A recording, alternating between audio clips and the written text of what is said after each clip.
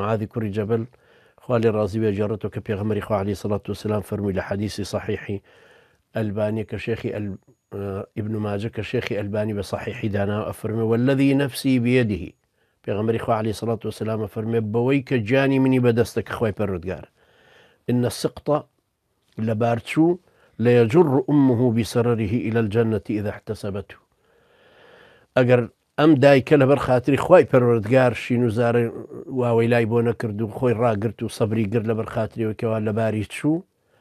بەخوا قەسەم لە ڕۆژی قیامەتە ئەم مناڵە لەبار چووە بەڕی خۆڵەکەی دایکی ئەگرێ کە ناوچی پێوەی ڕەبتە بڵین بە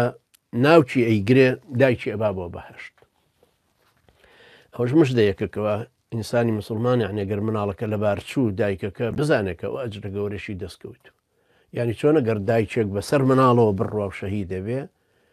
پێغەمبەری خوا عەلەیهی سەڵات وسەلام فەرمووی کەالمتەشەحیطی فی سەبیل الله هەر وەکو ئەو کەسەوەیە کە لە خوێنی خۆیان ئەگەوزێ و لە جەبهەیە و لە شەڕایە مجاهید فی سەبیل الله چەند ئەجری وەرگرتووە ئەمە ئەو دایکەش ئەوەندەی وەرگرتووە نابێ ئاسان و سادە و ساویل کە سەیری ئەم شەعائیرانە بکەین